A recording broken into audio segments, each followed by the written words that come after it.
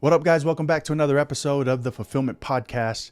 If this is your first time tuning in, this is a space where we as men like to sit down and speak on topics that can help us find fulfillment in our lives, regardless of the circumstances that we're in. In this episode, I sit down and talk to my good friend Kody Thompson. Kody is a successful businessman here in Utah, and over the last 5 to 10 years, he's been able to build and scale multiple businesses. Kody is someone in my life who I consider to be someone who operates at a very high level when it comes to business. One of the reasons why I think Kody's been so successful is because he's been able to adopt and apply this abundance mindset mentality. In this episode, we sit down and talk about what that is, how that's been able to help him, and how we can apply it in our lives in order for us to benefit from it as well. I'm so grateful for Kody and him coming through on this podcast because he brings so much value. I can't tell you how much value I've been able to gain just by having him in my life. But in this episode, he basically breaks down a bunch of principles that we can apply in our lives as men that can help us in our progress towards just becoming better every single day. If you like the episode, please hit the like, hit the share, hit the subscribe button, do all the things, leave me a comment. I've been getting a lot of positive feedback from the previous episodes, and I'm super grateful. If there's any resources or any ideas or people that I can connect with to help try and grow this, I would love to give it a shot. Anyway, this is the episode with Kody Thompson. I hope you love it. I hope you enjoy it. And I hope it helps you in your journey to finding more fulfillment in your life. I'm super excited to have one of my mentors, one of the best men that I know and that I have in my life to look to for advice, for business, anything that any of my interests he's got interest in. So it's really cool to have him on the podcast. Kody Thompson, welcome, brother. Thanks so much. We're just gonna hop right into it. We'll do some warm up ones, some rapid questions. Okay. Just to get the. I feel like you kind of made me put me up on the pedestal with that introduction. I don't think I'm that cool yet. You're there. Hopefully one day I'll get to that level. But and you know what? That's the exact response I would have expected from you. Well, I mean, it's nice that we have the same likes, business and self-development and shooting and all that stuff. So it's funny because I what was it? It's been a couple years since I've met you, but when I met you, it was almost like I had wished that we had met 5, 6, 7, 8 years previous. Yeah. Right. But for whatever reason, I think God just wanted me to learn all these things in my 30s and not my 20s. You know what I'm saying? Well, and then too, I was an idiot in my 20s too. Oh man, the beginning of my 20s was absolutely awful. And so, I mean, I think that if you would have met me back then, who was this clown? Ooh, maybe we would have been bad for each other then. Exactly. We might have been the same person. Yeah. Okay. So with these rapid fire questions, 45 seconds. Okay. I'll ask you the question. You say one word that comes to your mind. Okay. Here we go. Number 1, something you've never done before that you want to try. Hog hunting out of a helicopter. Ooh. Okay. I was going to say you just did hog hunting, but you wanted to be in the helicopter. Didn't shoot out of it. I was basically sitting in a plywood stand all night long, and it was a ton of fun, but it'd be a lot of fun just to fly and see him and then go shoot him. So let me know. I want to go too. This fall. Let's do it. Okay. Number 2, an automatic mood booster for you. A good snack. Snack? Good snack. Anything specific? Dude, my go-to, and don't judge me, has been apples, bananas, honey, chocolate, chocolate chips, peanut butter. Just mix it up and then dip it. It's been my go-to. Okay. 'Cause it's a little bit of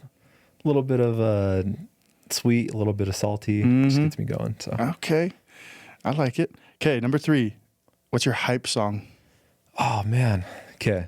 So I had a boxing match last May, and I chose a Kanye West song. But now looking back, I wish I would have chosen something by Mauli, because that guy, man, anything Mauli gets me going. Anything 660, okay, love it. So I think I would choose 660 Sundown. That's my family song.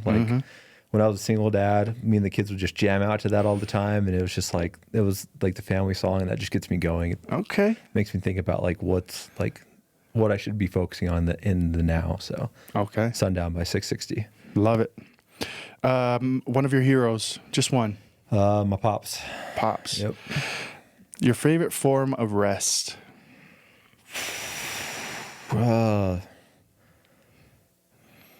That's a good question.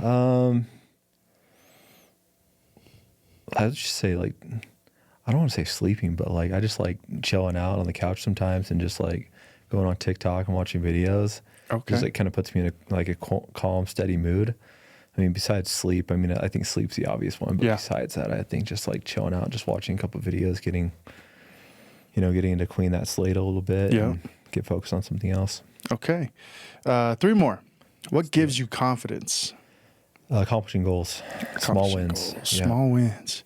On a scale of 1 to 10, how self-confident are you? Ooh, like a 7. 7? Dude, I feel like I'm always doubting myself. Like, I'm like, can I do this? Like in business and stuff. Mm-hmm. Like I'll launch a business. I'm like, am I qualified to do this? I'm like, yeah, I'll just do it anyway. We'll figure it out. Well, only one way to find out. Honestly. Okay. And then last one, your top favorite artist, dead or alive? Ooh. Music artist. I would go 660. 660. Yep. Okay. Big 660 fan. So. Love it. Okay. Now we all warmed up and stretched out. I feel like I got to ask you those questions too. Who do you go to music wise? Music wise, anything reggae. Yeah. Yeah. The older the reggae, the better. Yeah. Yeah. I'm talking like 80s and 90s. So like, that's my jam. Yeah. Inner Circle. Yep. UB40. Obviously, yeah, UB40. Yeah. Bob is the obvious one, Lucky Dubé, but those old reggae. Yeah. The good stuff. Absolutely. Like, it doesn't matter what I'm doing too. It's driving, funny how like working it just out. doesn't go out of style. It really doesn't. Like I listen to some hip hop songs from like 2000s. I'm like, oh man, I feel like an idiot. Like I used to get down to this at dances and stuff, and now it's like, oh. But like the old school, like Bob, like it's always going to be good. I feel like I put it on for my kids and they love it. Timeless. It's good. Yeah. It's timeless. Doesn't go out of style. No matter what I'm doing, man. If I got reggae in the background, I'm just in a good mood. So let's get into this, man. You were one of the first people that I actually met that was huge on this concept of abundance versus being having an abundance mindset versus a scarcity mindset. For some of the people in the audience that may be watching this episode, maybe they've never heard of it. How would you describe that concept and the difference of mindsets? Yeah. Well, I think it comes back to knowing who I am as an individual. And yeah, I am Kody Thompson, but I'm also a son of God who loves me a lot. And I don't think that God sent us down to this planet to have like a sucky life, you know. I think he wants us to have a fulfilled life. And I think that anything that we want in this life we can have as long as we follow the laws and the commandments he's given to us. And so like when I look at some of the people that have been successful and I'm like, man, that guy's successful, like and he's him, and like just like looking at people who are selfish and not focused on the gospel at all, I'm like, why can't I have those same things but with different qualities and elevate my life to that position? And I think a lot of times we look at people who have money as villains. Like we see them as villains in kids' movies, and we think that people that have money might have swindled their way to the top or stolen money. And obviously that's a fact when it comes to politicians. But when it comes to like actual businessmen, like those people had to come up with the concept or a business that actually benefited people. And by doing so, they made a ton of money. You look at Jeff Bezos, Elon Musk. They both came up with things that made people's lives insanely easy and benefited them. And because of that, they've made so much money. And so I think that a lot of times we think of these like wealthy people as evil when what we should be thinking of is, how do I emulate them and how do I mimic what they've done to get on that path and still keep my values? Because you don't have to be evil to be wealthy. You can still be a good dude and be wealthy. Like I can't think of anyone who's given me a job that was evil that had a ton of money. You know what I mean? It's just like one of those common misconceptions, especially being Polynesian. It's like almost like my dad always explained this. So he's from Hawaii Kai, and it's kind of a wealthy side of Hawaii, yeah. And he would always say it's like the lobsters in the pot. Like someone wants to climb out and elevate themselves, and in Hawaii, people just pull them back down. They say, you can't do that, you know, it's not us. He's like, why? You know, like, why not?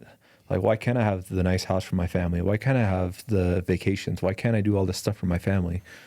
And I think just asking why goes a long way. And just believing that you can achieve those things goes a long way as well.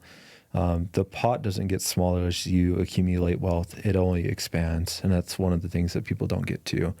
is that they think all these wealthy people just, hold on to the money. And that's not how they make wealth. They make wealth by investing into things, investing into businesses, investing into stocks and, whatever else that they might be in. But the pot continually expands. And I don't think that, a lot of people understand that. They think that, I'm going to be taking some amount of money from these other people and I'm going to be selfish then. It's like, no, it's like you being successful benefits so many people. Yep. Like, all my employees, like I get to look at them, and I was talking to my wife about this. I'm like, I think that we help, like, I think it's like 85 people, like in total, like we, like all the employees, spouses and kids and all that stuff. We get to provide a living for all those people. Like we get to do that. And it's a cool, special thing. And if I wasn't in a position I was in, like these people wouldn't have jobs. Well, I mean, they would most likely have a job with someone else, but I get to provide that job for them, which is a special thing. So I feel like sometimes, I think it's ironic that you bring up us as Polynesian people, or that lobster analogy, right? But for whatever reason, anything that doesn't involve money or business, we are a very giving people. Yeah. We give even when we don't have anything to give, right? Yep. And so I think by default, if we can break through that barrier mindset-wise and have more of an abundance mindset in the business realm, we literally could change the world. Yeah, no, honestly, I think the Polynesians have all the tools to be successful in business. And the only thing that they're missing is the vision.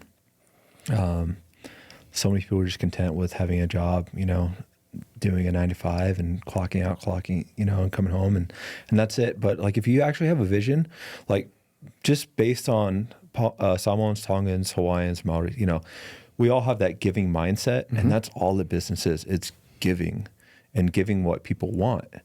And I think a lot of times we pigeonhole ourselves into, I'm going to come up with this idea and it's going to be specifically for Polynesians. And like, Polynesians is like less than 1% of the population, And so like I get on calls all the time with the young Polynesian want to be businessmen. I don't say that like in a demeaning way, but like they want to go into business. Yeah. I'm like, what's the idea? Oh, I'm going to make clothing for Polynesians. It's like, yeah, but like, there's not a lot of us. Like, let's elevate the vision a little bit. I'm just going to do this small thing and I'm just going to sell this small thing. It's like, why? Like, let's elevate it. And I think that that's the one thing that we miss. And we have some cool people to look up to, that have been doing some cool things like Dwayne Johnson, Jason Momoa, Tony Finau, to name a few. But at the same time, like, I feel like a lot of times we pigeonhole ourselves into like thinking small. So just elevating the way that we think. 100%. How has that abundance versus scarcity mindset blessed you? And when did that like click? Or has that always been a thing for you? Dude, I feel like I was like an idiot, and I was just like, I couldn't have a job. Like when I was in college, I was at BYU playing ball, and I had a job at the BYU paint shop as well. And then my boss at the time, he was like a way cool dude. But I was just like, I can't do this, I've got to launch my own business. Like, 'cause I can't be, doing what people tell me to all the time. So I felt like I was just kind of an idiot and like just jumping into stuff without having the qualifications that I felt like I needed to. Because I talk to a lot of people a lot, and they always say like, I'm not qualified. I didn't go to this school, or I didn't go to that school. It's like, you don't need to be qualified to do like 99% of things in business, like accounting, yes. And, if you want to be a physician, then yes. But business is basically like, no one teaches you how to do it. Like, you can go to college and they can say, hey, this is how you do a business. But most of those guys haven't even done a business anyways. And so you might as well just jump in and make some money and have a good time. Yeah. And that's what I did. I just dove into it like an idiot, and I was just making money. And then it finally clicked. I was like, yeah, making 100K is cool, but what if I made like 200K? Or what if I made, 500K? And then, as that ceiling moves up, the abundance mindset continues to expand. And so I think a lot of it is just like believing in yourself, small wins, a lot of stupidity, and just jumping into it and just not overthinking it. And then cool stuff happens. I always tell people the wealthiest people I know are like the dumbest people I know. And it's because they don't think about it. They just do it, They don't think like, oh, what if I fail? Oh, what if I only make this much money? Oh, what if I do this? It's like they just do it, and it happens. So. I feel like the people who have the best business ideas, generally speaking, the ones that I've come across, they've never really wanted to act on. They didn't want to take that risk. Yeah. So you talk about just like, you could be dumb, but if you want to just act on something, that's like the biggest attribute you can have. Yeah. Like, obviously you want to have a good, like, solid business plan. And if you don't have one, you should make one. Mm-hmm. And you obviously want to be selling to as many people as possible. But unless you act, nothing's going to happen. And it goes back to the small wins, like I talked about. As you continually have those small wins, they add up over time. It's like you look at Elon Musk and what he's able to accomplish now. Like, you got to go all the way back to his PayPal days. Like, it was a bunch of small wins over time that led him to an exit with PayPal, and then a bunch of small wins that led him to exits with all these other companies. Now he's with Tesla, SpaceX, and what else is he doing now? And it's just, you just look all the way back. It's just small win, small win, small win, small win, action, action, action, action, action. And that's got him to the place. I'm not saying that we all need to, make as much money as him, because that's not going to happen. But if you look at any businessman, it's just small wins and a lot of action and a long time doing it. Oh. I think, with one of my businesses, I've had it almost a decade now, and I still feel like I'm getting going with it, It's one of those things, just constantly taking action, and it's not a quick thing. I think that social media does a bad job of telling people that, hey, sign up and I'm going to teach you how to make all this money in like a week. And it's like, no, you can't do that. It takes like decades of hustling and dedication and small wins to get to that position. What would you say to like a younger Kody that maybe it's hard for him to see those small wins? Because sometimes they're small and you don't really think anything of it. What would you say to that younger business owner who's just like, man, I don't know, I'm still in the red, but had this nice win, but they don't see that as like enough to keep on moving forward? Well, I think a lot of times, especially with young people who get into business, they'll have one setback and just say, I'm done with it. Right. And it's okay to have setbacks. It happens in business all the time. But just being able to have the mindset of, I'm going to take that setback and use it as a teaching opportunity, or find something good that can come out of that. We actually did this with one of the companies that we have. If a mistake happens, we have found a way to double down on that mistake and apologize, and then lock in the client for like an additional 2 to 5 years. And so it's just owning the mistake. I think a lot of people find value and they definitely love when we own up to the mistakes that we make, and also double down on the amount of value that we give to them. And so if you do have setbacks, just think, okay, what is this teaching me? Instead of saying, why is this happening to me? Look at it as, okay, this is happening to me because it's going to teach me something. And then focus back on getting those small wins again, so you can continually build them. If you have a bunch of losses, like again and again and again, just change the goals from like what you want to accomplish to like small things that you can win that day. Like, I'm going to call 50 clients between 8 and 12, and I'm going to get on, go out and talk to X amount of businesses between 1 and 5, and count those as small wins, and not so much the outcome, but the action, and continually do that. And then, adjust things as time goes on. But if you can do that and get those small wins, it builds up confidence in your mind, and it'll allow you to take you to the next level. So, and dude, just doing things at volume, man. Yeah. I don't think people get that, to be successful in anything, it's just got to be a ton of volume. Like, you just have to do things at massive volume. I think I was just listening to a podcast by Alex Hormozy, and that's kind of one of the main things he's always preaching is just like, at a certain point, it takes just sheer work. Like, you just the work just needs to get done. Well, yeah. And the thing is too, is you just got to find the stuff that gives you the outcomes that you want, and then do those things at volume. And I think a lot of times we overcomplicate it in business. Like, oh, we had success with this, but let's go do this because some guy on some Insta video said that he's having a lot of success with this, and we jump from thing to thing to thing.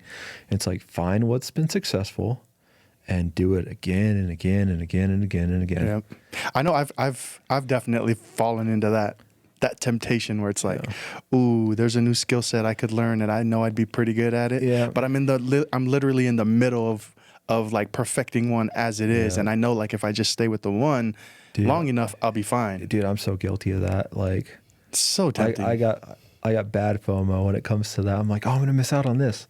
I'm going to miss out on that. And then it's like, 10 businesses in, you're like, oh man, I'm being pulled all these places and I can't give all my time. And so it's just like, just focus on one thing. If I could give one piece of advice to someone who wants to get into business, focus on one thing, do it insanely well, find the outcome that you want based on the action you put in, and just pump it out. Just do that again and again and again and again and again. That's great. Yeah. That's great advice. So business, we hit on some pretty, I mean, we've seen how abundance and then having that mindset helps bless you in the business aspect. Yep. How does that help you in all other aspects of your life, as far as like you being a husband now, a father? Dude, yeah. Tithing and giving has changed my life. So when I was in college, I was out to lunch with my coach, Coach Wayne. Shout out Coach Wayne. And Coach Wayne, shout out Coach Wayne. And they were talking about tithing. And at this point in time, I was making maybe $6,000 annually, like bad. Like I was a college student though, you know, so it's like, you know, just hustling. But I was like, they talked about all the benefits of tithing. And I was like, I don't have a lot of money, you know, like I took out a loan from my dad to pay for tuition that specific season of school. And I was like, what the heck? I'm going to pay my tithing. Mm-hmm. And, that was when I decided to launch my business. And within 12 months, I was making a lot of money. And I've definitely noticed that as I continually give, I get back tenfold. So, you know, it doesn't matter what faith you go to, pay tithing, like do it. Give money to people who need it because it comes back tenfold. There's a talk by a guy who was a Catholic dude who taught at BYU. And I can't think of the name of the talk off the top of my head, but he basically did a data analysis. He was an economist, and he did a data analysis of how much money people made based upon how much money people gave. And he found that the same family, same amount of kids, same type of job, but one gave like $100 to people in need and one didn't, made on average like $200 in addition to what they would have made. The heck? I don't think it's a coincidence that the United States has as much money as we do, because the United States gives, you know, way beyond, you know, what we should be giving. And I'm not talking about like the government officials, because those guys just steal money and give it away and then they, you know, launder it back to their own pockets. But I'm talking about the actual citizens. Yeah. Like we as citizens give so much. And that's what I feel like has been able to bless us. And so it's almost like basically what we're doing with taxes. Yeah. It's like a forced tithing. Yeah. But I feel like they just steal that money. You know, they send it off to Uzbekistan, go give a speech and get $50,000, you know. But with us individually, like actually giving money, I think God sees that, because, you know, I think I've given you this analogy in the past when we did a call. God sees us as all of our kids. With my kids, if I give them, like Sydney and Golden, if I give both of them $5 and, you know, Sydney takes it and it's like, this is mine, you know, I'm not going to give it to anyone. And, you know, just goes and puts it in her little piggy bank. But Golden takes that money and says, how can I help other people? And goes off and spends that $5 and maybe buys some candy and gives it to the kids that live next to us. You know, as a dad, I look down at that and I'm like, you know, who am I going to give, you know, the next $5 that I find in my pants to? Like obviously Golden. And I think God sees it the same way. He thinks, you know, he looks at us and says, okay, you guys are all my kids. Who do I feel like I could give these blessings to? And they would take those blessings and give them to other people. And who would take them and just, you know, hide them up? Yep. And it's almost like one of those things that, you know, as we continually do it, it gets easier, but then also we see the blessings and then we're able to exponentially give to other people. And one of the things that me and my wife like always talk about, like, man, how cool would it be just to like just constantly be giving? That's like all we do. And I know a couple of people that do that. They've been wildly successful in business, have had some massive exits, and all they do all day long is just go help other people and give money. And I'm like, that's like the goal, you know. The goal to me is not like to have a massive yacht and to have a Lambo. The ultimate goal to me is to be able to give like all the time and bless other people's lives all the time, because that's when you're the most happy. Yeah. So goals. Yeah, man. Goals, man. I wish that could come sooner than later. Yeah, I mean, but there's a principle there, right? Like you gotta have a plan. You gotta earn that way of living, right? And it takes developing you as an individual to get to that place. You know, you can't. You know, I feel like a lot of times God is like waiting on me to develop myself to give me additional blessings. And I'm like, man, like I kick myself a lot of times. Like, man, I'm still making these same dumb mistakes. Like, you know, what am I going to like stop being a kid? And, but I think, you know, as time goes on and I've been able to develop myself as an individual and focus on me as an individual, and benefit other people's lives, he's continually given me just a little bit more, just, you know, as time goes on. And a lot of people think that you have to have made it by like 25 because you see people on Insta who've made it at 25. Retire at 25, money, guys. Yeah. You don't. Like most people don't make it until they're like 50, 60, you know? But the whole point of it is that you should be focusing on those small wins every single day in all aspects of life, not just business. I feel like when we're growing up, maybe it's safe for me to say as Polynesian kids, the definition of retirement is you're done working. Yeah. Right. But as I've slowly kind of developed a mindset of abundance and what I want my quote unquote retirement to look like is what you said, like just being able to fund my lifestyle so that I can be able to give. I can spend all my time in the service of others. Yeah. Right. I feel like that would be a fulfilling retirement for me. It's just it's always going to be work. It's just a different type of work. And do business is a good way to get to that spot if you can set up a business in a way that functions well. And so I always tell people ESBI, like E as employee, S as self-employed, and B as business owner, and I as someone who invests. And if you can get into the B and the I, you'll be set for life. And you know, owning a business doesn't mean that you get owned by the business, which I think a lot of people do. They think I'm going to launch this business and I'm going to give myself a job. Like, don't do that. Like the business is going to own you. Like you can't do that. It's as good as it's a 9 to 5. There's no point. But to what you said, you know, having something that can constantly fund your lifestyle is what we all want. And that's one of the things that I feel like I've been able to do. Like as a single dad, like I only had my kids half the time and I had to get all my tasks done in half the time as well too. Cause you know, we do like a 2-2-5 split. So my ex-wife would have them Monday, Tuesday, I'd have them Wednesday, and then we'd switch off on the weekends. And so it made me value systems and offloading like a lot of the manual stuff that I was doing. And then by doing so, it opened up my eyes to see like what business is all about. Like having a business is not about being a slave to the business. Having a business is being able to check in with the employees once or twice a day, how's things going, setting goals and KPIs, and then checking in at the end of the week and just signing the checks. That's all that owning a business should be. Yeah. And so if you can look at a business and systematically set in place like, hey, I'm going to own this business so that way I can live life this way, instead of I'm going to own a business to give myself a job, it's going to massively change how you'll live and the quality of life that you'll have as time goes on. And so like you said, I mean, I don't think that the goal is just to be like done, but I think the goal is to be like in a place that you have multiple, you know, ways of income coming into you, managing those things and still adding value to people's lives and still developing yourself, but at the same time, not being completely tied down to a business. Yep. How do you get to a point where you can open up your business to other people and trust them with your baby? You know what I mean? Because I feel like a lot of young business owners, especially, it's really hard for them to offload any of the work that they know they can do better. Yeah. Right? I mean, well, one, you just find someone who can do the job better than you can. And that just takes a check on the ego, you know? Yeah. Like just admitting like, hey, I'm not as good as I thought I was at this. So if you can find those people, awesome. If you don't have the money to find those people, or don't have the money to pay those people, and you can't find those people, you know, one thing that I would do is with all my employees, we just have like a handbook, a guidebook, and we've just developed this over time, you know, decades in the business. It's like a training manual? Basically, but how we have it set up is that any question that we get from any client, we log it on that book. And then we log what they should do based upon that question or what they should say back to that client. Okay. And so over time, they become clones of you.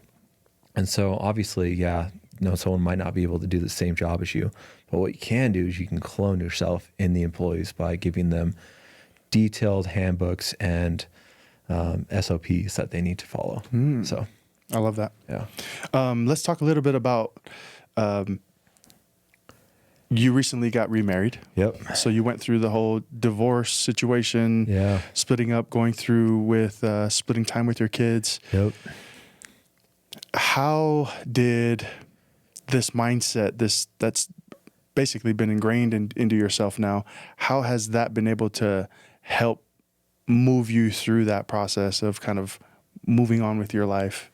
Oh, just like getting past it. Yeah. Dude, Did it? If it didn't, then to be totally honest with you, I kind of met my wife like out of happenstance, and she's amazing. Like I feel like I got so lucky. Like as a single dad, you know, I was in the venture capital space for a little bit, and we had one weekend that we didn't have anything, and I had no plans, didn't have the kids that weekend. I was like, what the heck? I'm just going to download Mutual, which for those of you who don't know, it's like an LDS dating app, and then match with like 2 people. One of them happened to be my wife. I was like, hey, like, how do you feel about COVID and vaccines? And she's like, not with it. And I was like, okay, that's a good check. I was like, how do you feel about Uncle Donnie? She's like, I like him. I was like, all right, let's go on a date. So, good enough. Let's go. Then I told Jess at the time, I was like, hey, you got me from like 6 to 7, and I'm taking you to Snow Shack because it's cheap. Like, I didn't want to date at all. Yeah. I was just like, I don't need a wife. Like I did that, and I mean, without, you know, bagging on my ex-wife too bad, it wasn't the funnest. Yeah. And so I was like, you know, I had no interest in dating again, but I was like, I don't have anything going on this week. Might as well, you know, go out and have a little bit of fun. And so we went on one date, and I was like, dang, she's cool. I'm like, let's keep doing this. And then it just kind of evolved out of that. And so she's been the biggest blessing to me and my kids' lives. And dude, I'm so lucky that we have Jess. So yeah. Shout out to awesome. Jess. Yeah. Shout out to Jess.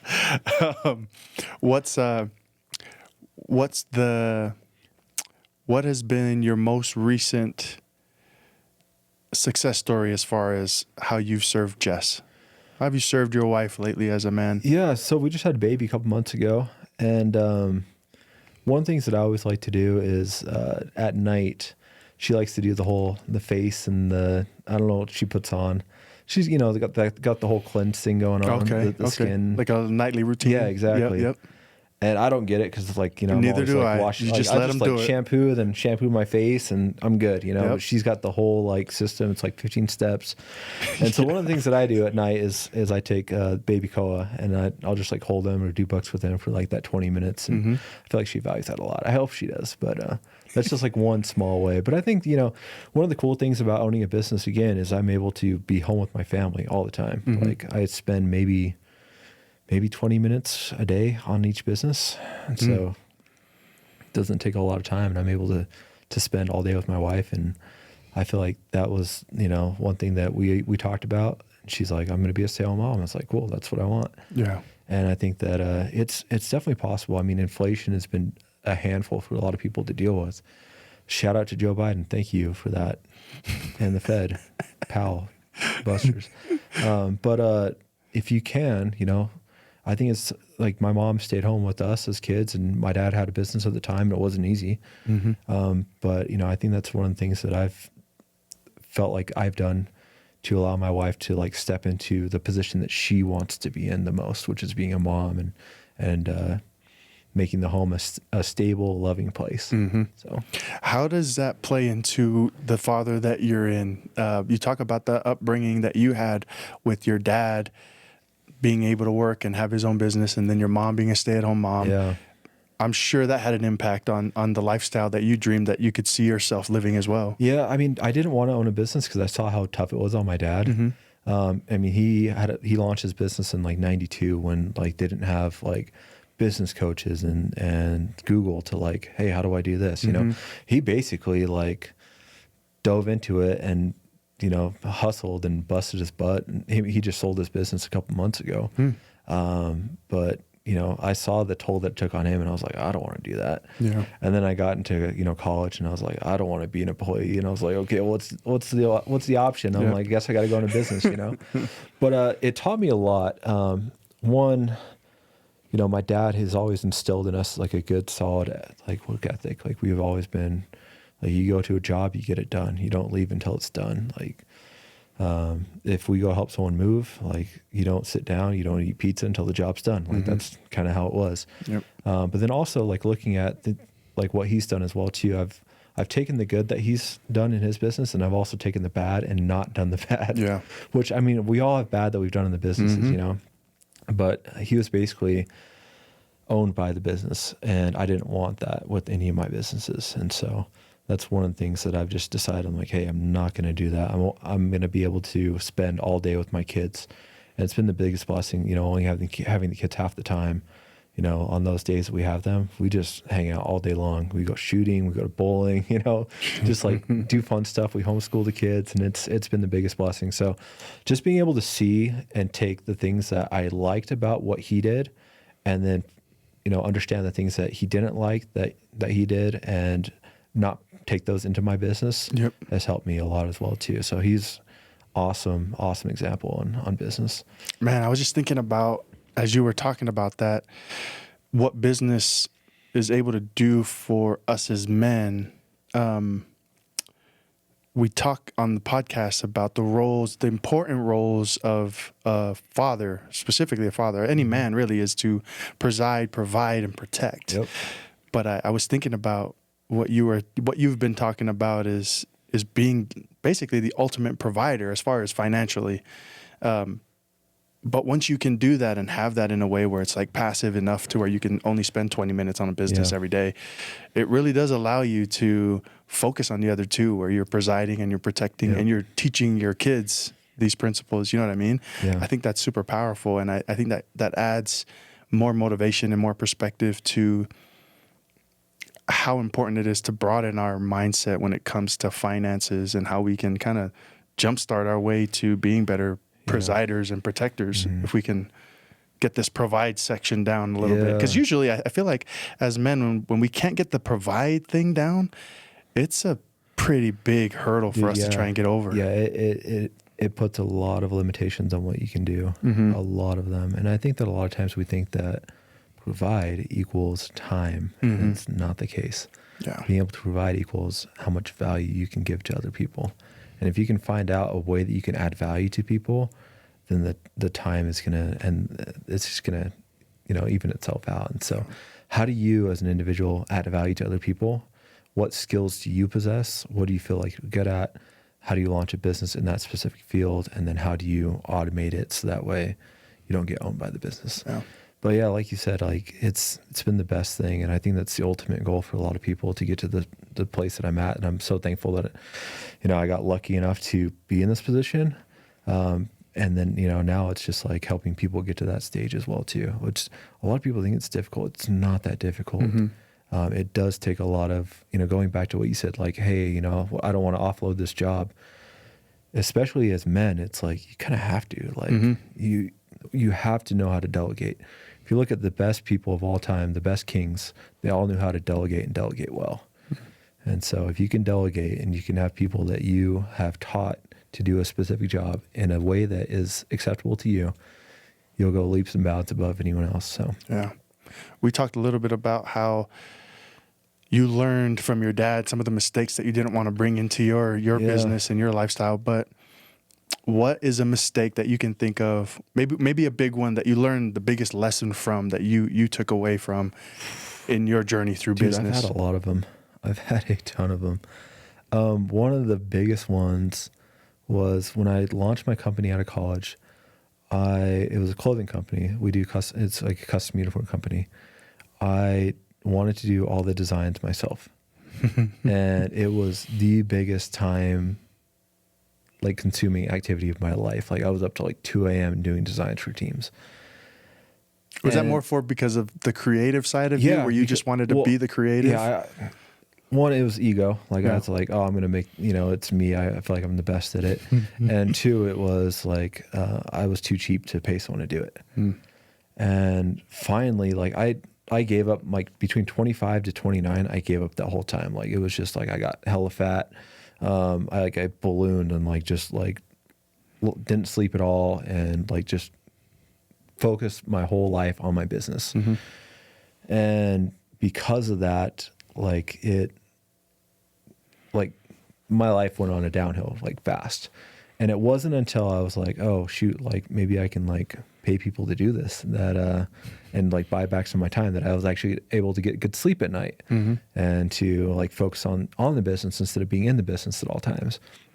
And so, just being able to offload those tasks instead of thinking, oh, I have a business and it's my job, instead of I have a business and it's my job to manage people, it goes a long way. Yeah.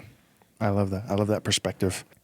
But I think like to add to that, like the physical aspect of it, being a man, you have to be physically fit.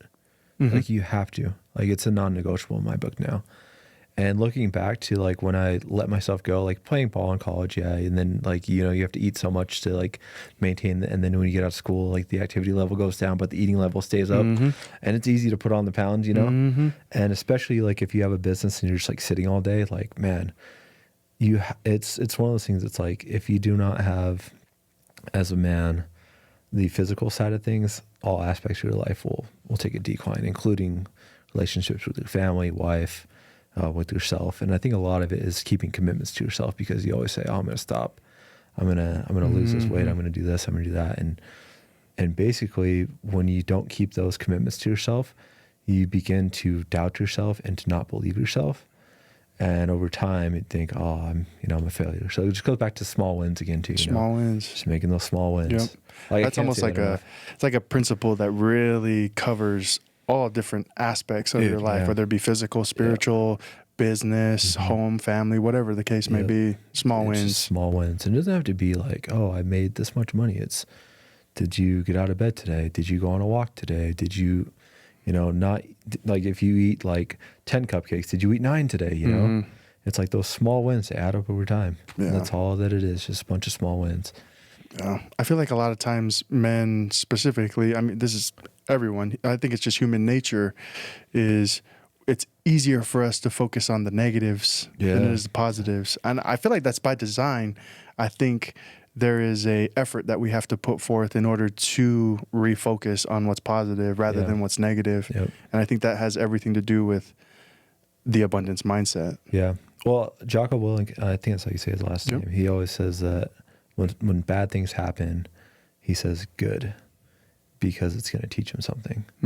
And I've attempted to adopt that in my life a handful of times, and I feel like it's been a good thing. Yeah. But then also like just laughing at the situation too, like like obviously losing money is tough, and having a setback in business is tough, but just like laughing about it. And like I'll give you an example. I had an employee, she lost me like $5,000 on a deal because of a mistake that she made. And we got on the phone, I talked about it, and I said, what happened? She's like, I just made this mistake, and she's bawling, and she's like, I feel so bad, and Don't tell me you just laughed at her. Well, no, I was just like, I was just kind of like just letting the moment sink in, and I was like, at the end of it, I was like, well, how's your family doing? Like, how's your kids? Like, how's life? She's like, yeah, it's okay, and she was still like kind of sobbing on it. But I was like, yeah, like no one died, it's fine. Yeah. Money comes and goes, like you'll be okay. Yeah, like it's one of those things. Like sometimes you gotta laugh at the situation. Like, oh, that was a dumb mistake. Let's not do that again. Yeah. So I know for me and my wife, whenever we talk, my Jocko Willink version of that quote is just, what now? Yeah. Like, so what? Yeah. Right. What are you gonna do now? Like, we can't just sit here and. We can either sit here and be negative, or we can sit here and be positive and try and figure out a solution. Yeah, I think that's what makes a good man, is someone who's willing to accept the situation that's happened and think, what can I do now to elevate that situation? So, dude, you hit it on the head with that one. There's a topic that I do remember I do want to touch on with you, and I think this is really important for men to understand. I think it's a way that we can bring down our pride a little bit, and that's networking. Yeah. When I met you, that was like instant. You can network with strangers in a restaurant. Yeah. If you really wanted to, and that's right? That's what we did. That's what we did. Yeah, I was like, it was wild. Talk to a bunch of people. Yeah. It was wild. But I thought it was super cool that you had that confidence built in, that you were like, look, we're here. We have a purpose. We have a plan. Yeah. Why not talk to everyone? Yeah. But you have that wherever you are. Well, why is that so important you feel that a man should be able to like talk to people and like network with people? Well, I'm not like a social guy. Like I don't love talking to people, but I know that I have goals and I need to accomplish those goals. And if I need to talk to people, I'm going to talk to people. And so it's just understanding my goals and what I need to do to get to those goals. Yeah. And I think a lot of times people think that, competition is, competition happens at the bottom, collabs happen at the top. And so don't look at other people that are be successful as competition. Think of them as how can they, benefit me by me benefiting them. And I get a lot of calls all the time. Hey, can I take you out to lunch and ask you questions? It's like, oh man, that's tough. Now I have to take off some of my day to do that, But I did have a guy who called me up one time. He's like, hey, I've got this deal that I think that you would like. And he gave me all the details and he's like, this is all I need out of you. And I was like, oh, let's do it, And so just coming into like people that you want to associate with and instantly adding value to them and making it easy on them. Yeah. Cause they don't like, I don't know about you, but like if someone, and I don't mean this lightly, but like someone who's like a little bit below you on the financial system, a little bit younger in business. I don't mean that in a bad way at all. Just like, if someone young comes to you in business and it's like, hey, can you help me out with this? It's like, oh, I've got a million things I have to do. Now I have to help you too. But if they come to you and say, hey, I've got this deal, it's going to make you this much money. If you could help me out with this aspect because I haven't done this yet and I know you have, that would be awesome. Yeah, absolutely. Let's do it. Make it easy on who you want to get in touch with. Yeah. And just talk to people that you feel like would be, someone that could benefit you and you could benefit them. Yeah. Bringing value. Yep. Adding value. If you want value from someone, make sure you're at least adding value. Yeah. And make it easy on them. I would always just say, make it easy on them. Like I always get this a lot. Like, oh, let me take you out to lunch. I'm like, I can buy my own lunch, lunch is like $12, It's not that big of a deal. But like if someone's like, hey, I've got this cool idea that I want you to be involved in, and I need, you've done this and I need you to specifically help me out with this specific aspect and it's going to benefit you in this way, then I'm like, yeah, let's do it. So. Well, I'm glad you thought it was worth your time to hang out with me when you did, because ever since day one, you've been putting me onto a lot of things that I just didn't have access to. Yeah. You know what I mean? And but I think it is important that people are trying to bring value to. Well, the thing too is that you have to have, like, you can usually tell if someone's like not going to do what you tell them to. And immediately when I met you, I knew this is a guy who takes action. And so you got to be about it too. Yeah. Because, those BS meters, they go way off if someone's not about it. And so, being about it and actually keeping commitments is one of those things that if you do that, you'll be highly successful. And that's one of the things I like about you is that, you say you'll do something, you do it. So we'll figure it out. Yeah. We'll figure it out. Yeah. I am a true believer in acting. Even if you don't know what you're doing, if you feel like an impression or a small bit of confidence that that's the direction you got to go, like, okay, stick with it. Yeah. Have some integrity and just roll with it. Do it. Figure it out on the way. Just do it. Yeah. Nothing sucks as much as spending a ton of time with someone and giving them like the whole game plan. Like, this is what you need to do. All you need to do is this. And then in like a month you check in with them. How's it going? Oh, I haven't done anything yet. It's like, oh my gosh. Like, dude. I gave you the cheat code. I gave you all the answers to the tests. You never showed up. Yeah. So going back to what you said, you can't just like network with people and get to know a bunch of people and then not take action. You got to be about it. Yeah. Got to be about it. And I know sometimes for me, I get caught in that where if I know I can't bring value to someone, I'm very hesitant to network with them because that's number one priority for me. I don't want to be a weight or someone that's just there to take up time that I know is huge for them. That's not a bad thing at all. Yeah. I think with those type of situations, you just go have fun with them. Just do fun stuff with them. Yeah. Very true. Like I go shooting with a ton of people all the time. And that's like there's one guy that I went shooting with and he's like on the next level. And I'm like, I can't do anything for this guy, but I can go have fun with him. You can go have fun with him. Yeah, exactly. Yep. And who knows, maybe that'll lead into something eventually. As time goes on and I get on his level eventually, it might evolve into something, but for now, let's just go have fun and cultivate and build those quality relationships with people that you want to be by. Yeah. So stop hanging out with bums, guys. Like, stop hanging out with bums. Man, I was talking to this one guy and I was like, who do you hang out with? And he was naming some people that I knew. And I was like, and you want to do what with your life? Because like it's not going to happen hanging out with these guys. Yep. Like, if you guys want to go back and kick back the Bud Lights each weekend and mix the kava cups, like cool. But like, dude, I'm in bed on the weekends at 10 o'clock because I'm up on Saturday at 6 a.m. Getting my lift in and focusing on the business plan for the next week. Yeah. Like, and you can't, like, if you want to be about it, you can't be chilling with the boys, you know? Yep. You got to be about it. So at all Time times. and place. Time and Yeah. place. Yep. If that isn't Kody Thompson in the best form, I don't know what is. I mean, I think it just goes back to like the way my dad was with us as kids, you know? Super blunt. Yeah, just to the point. Yeah. Sometimes that's just what's needed. You Yeah, know? just got to build that discipline. If you don't have like a good, solid like man in your life, then become that man. You know, jot it down. Like, who do you want you to become in all aspects, physically, financially, mentally, you know, with whatever faith you attend, like who do you want to be? And then small wins all the way up to that spot, and just be disciplined about it. You know, I think a lot of times, you know, especially in the United States with how many households that we have that don't have, you know, kids who don't have moms. I mean, kids who don't have moms, kids who don't have dads in the home. Yeah. You know, they think, oh, I've got to pass because I don't have a dad. It's like, no. Like, it kills me. Like, dude, you want to live your whole life like that? Like, no, like God loves you and he wants you to be the best you. He wants you to have family. He wants you to have kids. He wants you to have the finances to be able to do what you want to do in your life. He wants you to have all those things, but he's not going to give it to you if you're undisciplined. He's not going to give it to you if you are, you know, selfish and spend all that money on yourself, you know. Why would he give you something that you don't want? Exactly. You know what I mean? Yeah. He'll never give you something you don't want. So, and actions speak, you know, volumes. You can talk about it as much as you want, but unless you act on it, it's not going to happen. And then one other thing too, like action doesn't mean like being a slave, you know. Action means finding the most economical way to do something and then doing it, you know. For me, action is paying employees to do those jobs, you know. That's my action. And I've just got it to a point that I'm, you know, at now that I can spend time with my family. And so, yeah.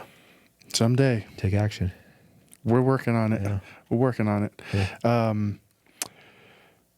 Let me finish off with a couple of questions, unless there's anything else that you really wanted to hit on. You know, just going back to, like, I gave up my life in my 20s to launch my business, you know. I would say to people, focus on your health. Focus on getting as physically in shape as possible. That goes such a long way, because when you do difficult things in the gym, life and business gets easy. And not only that, it builds discipline. And so, why do you think that is?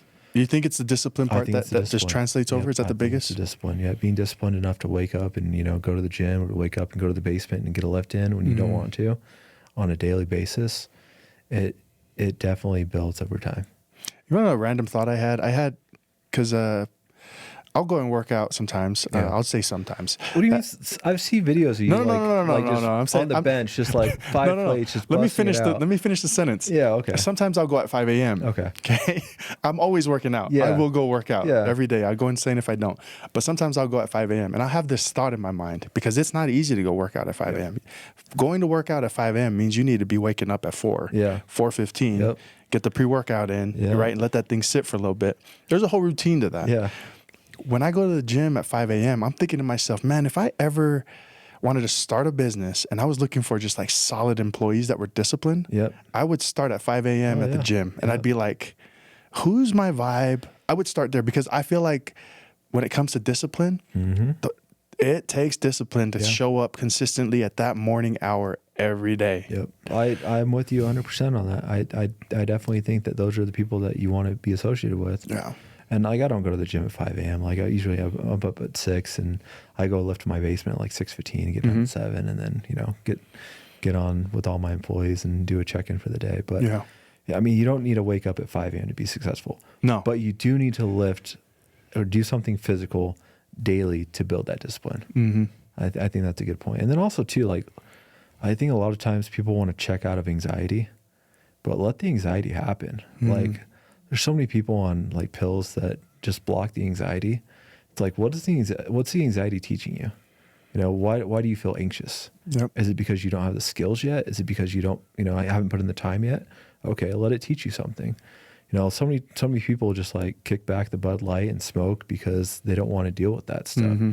It's like, as a man, you have to be able to deal with that stuff daily. Yep. And so I would just say to all the young men, let that anxiety come. Anxiety is not a bad thing. Anxiety is what's going to teach you to build discipline and to overcome and to build the skills that someday you won't have the anxiety. Mm. So what does that look like as a father with young children?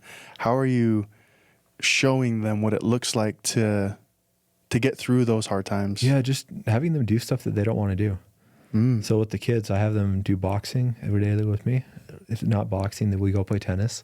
Little young to do anything else, but we just hold the mitts, do boxing, then tennis, just building the hand-eye. But it's just doing stuff that they don't want to do.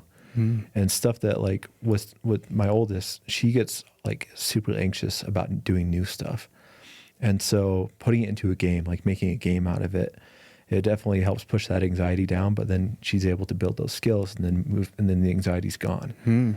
So it's funny how, like, we always have anxiety about doing new things, but once we get past that, we can push off that anxiety. Yeah. But a lot of times people just like take a pill or smoke something or, sit back something and then to kill the anxiety. And because of that, they don't face it head on and they don't build those skills. It's not teaching them anything. And they get stuck in this loop of, I'm going to have anxiety. Oh, let's do something to avoid that anxiety. Yep. And then you don't get to the next level. Yeah. So Wow. let the anxiety teach you stuff. Let those moments that suck teach you stuff instead of just, taking a pill or checking out. Yep. I think that was one of the biggest things that I did when, me and my ex-wife split up. Like, it sucked. It was so bad. And I was talking to one of my buddies and he's like, oh dude, you should, take these pills. Like, it'll help you chill out. Cause I had like bad anxiety and I was like, no, like this is teaching me something. Yeah. And now, like, I'm so thankful because I can look back at all the things that I did. Cause there's a lot of stuff that I did that I shouldn't have done too. Like, just bad mistakes that I made, and neglecting my job as a husband and a father to my kids because I was so focused on other things. And now I'm able to actually feel that and apply it into my life now and not make those same mistakes again. Whereas if I was just checked out on, smoking or, doing whatever else I was doing, not to say I was doing those things because I wasn't, but if I was doing those things, insert whatever it was, right? Yeah, it could be anything, whatever vice that you love, you wouldn't have that anxiety and you wouldn't have been taught by that anxiety. So I think anxiety is a good thing. I think a lot of times we avoid it, but doing things that give you anxiety are good things. Like going out, I'll give you this example. I've got this buddy who's like so good at shooting, and going out with him gives me anxiety because I'm like, I'm not as good as this guy. Yeah. Shout out Isaac. Yeah. Hawaiian shooter. Yeah, he's hella good. And every time I go out with him, I'm like, gosh, I'm going to feel like an idiot. And I get this anxiety build up, but I go out with them and I'm like, get to the next level. I love that feeling. Yeah. I love that feeling. Just pushing it. And I think, going back to athletics too, like I feel like a lot of kids that watch us play football, the best way to get good at something is to go play with someone who's on the next level as you. And when you like walk up to the field, you tie up those cleats, you feel that anxiety. It's like, oh my gosh. But then you get in like 10 plays and it's like, oh, this isn't that bad. I can hang with them. And then you get to that next level, you play with them. And it's the same thing in business, same thing in life, same thing in anything that you do. But if you didn't, if you check out and take a pill or, do whatever else, you don't get that anxiety. You avoid that activity completely because at that point in time, you become incapacitated. Yep. And it's like, it's just not good. Yeah. So, we went down to Vegas last weekend to watch my brother-in-law's Muay Thai fight. Oh, cool. Yeah. And this is the first live real fight that my in-laws, who I went with, they had been present in. Yeah. And if you've ever been to a fight, like that anxiety you feel as just people who are there to watch, right? Yep.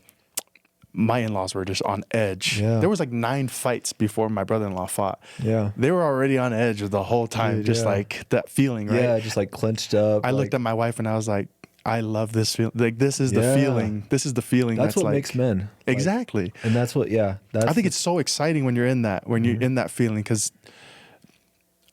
you bring up football, like that's probably the closest thing you can get to like feeling that in real time. You know what I mean? It's almost like that feeling right before you're about to go to war. Yeah. And as a man, you're like, you can either buckle under the pressure and shy away from it, or you just, you use that as natural fuel. Exactly. You know what I mean? Yeah. And I got a little bit of that taste again, being in that room. I was just like, dude, this is sick. Yeah. I feel like fighting is one of those things that's like it's the biggest way to find yourself. Like, Yeah. One of my buddies, he's so good at boxing. I go box with him.